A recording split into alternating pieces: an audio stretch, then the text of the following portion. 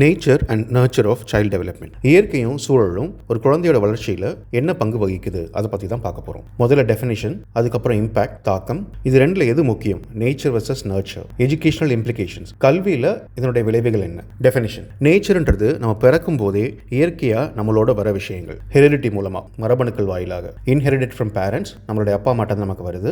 Biological and genetic factors. பயாலஜிக்கல்ன்றது நம்மளுடைய உடல் சார்ந்த விஷயங்கள். ஹெல்தியான ஃபுட்டு சாப்பிட்றோமா, நம்மளுடைய ஹெல்த் கண்டிஷன் எப்படி இருக்கு, நம்மளுடைய பிரெயின் எப்படி டெவலப் ஆயிருக்கு, நம்மளுடைய கண் பார்வை, கேட்கும் திறன், இதெல்லாம் எப்படி இருக்கு, இதுதான் பயாலஜிக்கல். ஜெனட்டிக்ன்றது அப்பா மட்டும்தான் நமக்கு பாஸ் ஆகி வருது. நம்ம எவ்வளோ ஹைட் வளர்றோம், நம்மளுடைய நிறம் என்ன, நம்மளுடைய இன்டெலிஜென்ஸ், அறிவுத்திறன், நம்ம நல்லா பாட்டு பாடுறோமா, டான்ஸ் ஆடுறோமா, பிபி, சுகர், இது மாதிரி அப்பா அம்மாவோட ஜீன் மூலமா நமக்கு வர விஷயங்கள். நர்ச்சர்ன்றது நம்மளை சுற்றி இருக்கிற விஷயங்கள். நம்ம வீட்டில் இருக்கிறவங்க, ஸ்கூல், பக்கத்து வீட்டுக்காரங்க, இருக்கிற ஏரியா, நம்ம சொந்தக்காரங்க, இதெல்லாம் தான் எக்ஸ்டர்னல் கண்டிஷன்ஸ், வெளிப்புற சூழ்நிலைகள். இதில் முக்கியமானது எஜுகேஷன், கல்வி, ஃபேமிலி, குடும்பம், சொசைட்டி, சமூகம். இது நம்ம மேல ஏற்படுத்துற தாக்கம் என்ன? Nature determines physical traits. நம்மளுடைய உடல் பண்புகளை அதுதான் நிர்ணயிக்கும். நம்மளுடைய உயரம், எடை, நிறம், இது மாதிரியான விஷயங்கள். Influences intelligence potential. நம்ம எவ்வளவு அறிவுத்திறனோட இருப்போன்றது பிறக்கும் போதே ஓரளவுக்கு முடிவாயிருது. செட்ஸ் பேசிக் டெம்பரமெண்ட். நம்மள சிலர் கூச்ச சுபாவத்தோட இருப்போம், ஒரு சிலர் எல்லாத்துக்கூடயும் போய் பேசுவாங்க. ஒருத்தர் ரொம்ப ஆக்டிவா இருப்போம், இன்னொருத்தர் அவ்வளவு ஆக்டிவா இருக்க மாட்டாங்க.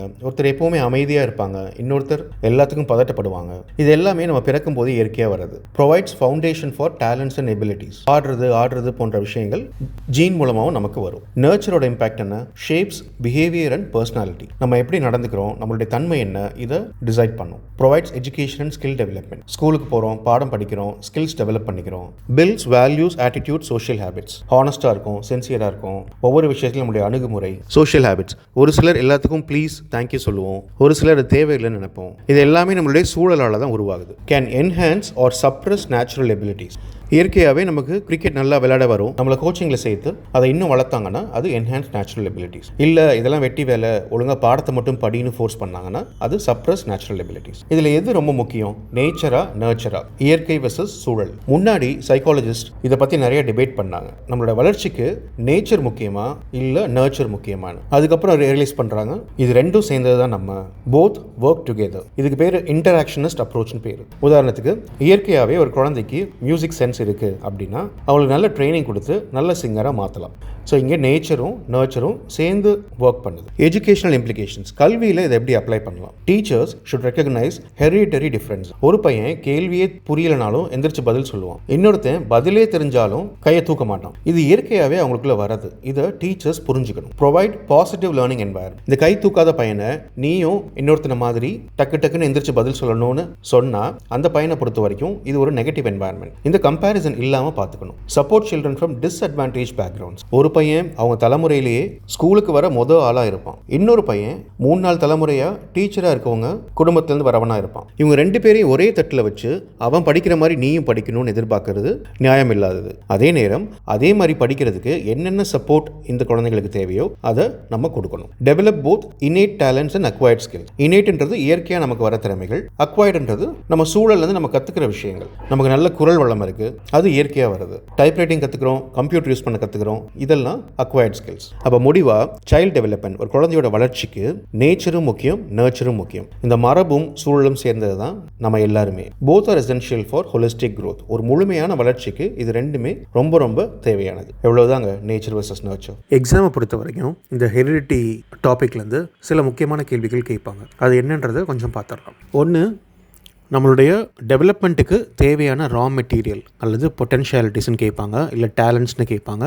இதை கொடுக்கறது எதுன்னு கேட்பாங்க. அதற்கான பதில் மரபணு, ஹெரிடிட்டி. அதுதான் நம்ம பிறக்கும் போதே சில அடிப்படையான விஷயங்கள் நம்ம ஜீன் மூலமாக நமக்கு வந்தால் தான் அது ஃபர்தராக டெவலப் பண்ண முடியும். அப்போது மரபுத்தன்மையோட அடிப்படை யூனிட் அழகு ஜீன். இந்த ஜீன் எங்கே இருக்குன்னா குரோமோசோம்னு நம்ம உடம்புல இருக்குது, அதில் தான் இருக்கும். ஒவ்வொரு செல்லையும் 46 குரோமோசோம் இருக்கும். 23 பேர் எக்ஸ் ஒய் அப்படின்னு சொல்லி உங்களுக்கு ஆல்ரெடி தெரிஞ்சிருக்கும். இதை வச்சும் கேள்விகள் கேட்கலாம். இது இல்லாமல் இன்னொரு 2 முக்கியமான கான்செப்ட் ஒன்று டிஎன்ஏ, இன்னொன்று ஆர்என்ஏ. டிஎன்ஏவோட full form deoxy ribo nucleic acid, RNA ribo nucleic acid. DNA எப்படி இருக்கும்னா டபுள் ஸ்ட்ராண்டுன்னு சொல்லுவாங்க, 2 சைடும் இது மாதிரி சுற்றுற மாதிரி இருக்கும். RNA சிங்கிள் ஸ்ட்ராண்டு, ஒரு சைடு மட்டும் தான் இந்த சுற்றி இருக்கிற மாதிரி இருக்கும். டிஎன்ஏவோட வேலை வந்து நம்மளுடைய ஜெனட்டிக் இன்ஃபர்மேஷன், நம்ம பெற்றோட்ட வந்து என்ன விஷயங்களை கொண்டு வரோமோ அதை ஸ்டோர் பண்ணுறது தான் டிஎன்ஏவோட வேலை. RNAவோட வேலை டிஎன்ஏலேருந்து இந்த இன்ஃபர்மேஷனை எடுத்துகிட்டு போய் எல்லா செல்லுக்கும் கொண்டு போய் அங்கே தேவையான ப்ரோட்டீன்ஸை பில்ட் பண்ணுறது தான் RNAவோட வேலை. எக்ஸாமுக்கு இதை மட்டும் ஹை லெவலில் ஞாபகம் வச்சுக்கோங்க. நாம் குழந்தைய பிறக்கும்போது நம்மளுடைய அப்பாவோட டிஎன்ஏவும் நமக்கு வரும், அம்மாவோட டிஎன்ஏவும் வரும். எவ்வளோ வரும்னா 50-50, இதில் பாதி வரும் அதில் பாதி வரும் அப்ராக்சிமேட்டாக.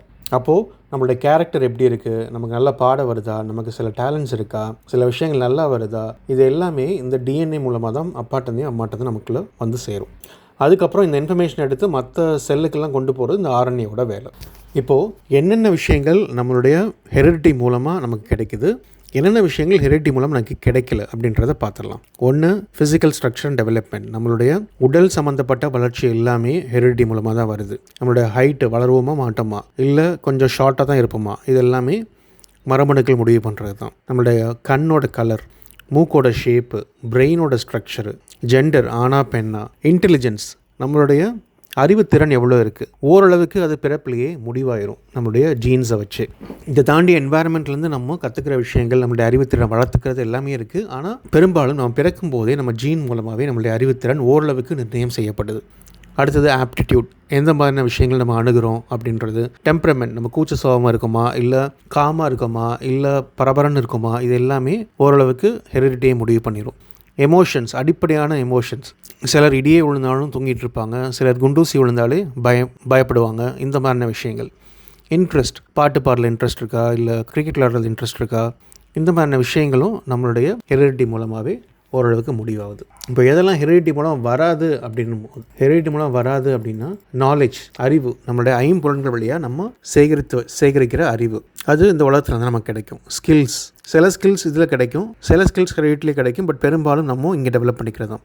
இன்ட்ரெஸ்ட், நமக்கு பிடித்த விஷயங்கள், பிடிக்காத விஷயங்கள், ஆட்டிடியூட்ஸ், இது எல்லாமே ஹெரிடிட்டி மூலமாக டிரான்ஸ்மிட் ஆகாது, என்வாயர்மெண்ட் மூலமாக நமக்கு கிடைக்கிற விஷயங்கள். இந்த ஹெரிடிட்டியில் ஒரு பிரச்சனையும் இருக்குது. சில நோய்கள், உடல் சம்மந்தப்பட்ட நோய்களாக இருக்கலாம், இல்லை மனம் சம்மந்தப்பட்ட நோய்களாக இருக்கலாம், அது ஜீன் மூலமாகவே நமக்கும் வந்து சேரும். இதை அவாய்டே பண்ண முடியாது. உதாரணத்துக்கு ஜெனட்டிக் டிஸார்டர்ஸ், ஜீன்லேயே ஏதாவது பிரச்சனைகள் இருக்குது, இல்லை குரோமோசோம் அப்நார்மாலிட்டிஸ், குரோமோசோம் வந்து 46க்கு பதிலாக சிலருக்கு 47 இருக்கும், இப்போ அதனால் வர பிரச்சனைகள், பிறக்கும் போதே இருக்கிற உடல் குறைபாடுகள், இல்லை மனக்குறைபாடுகள், இது எல்லாமே வந்து ஜீன் மூலமாகவே வரும், அவாய்டே பண்ண முடியாது. இதுக்கு சில எக்ஸாம்பிள் நோய்கள் இருக்குது.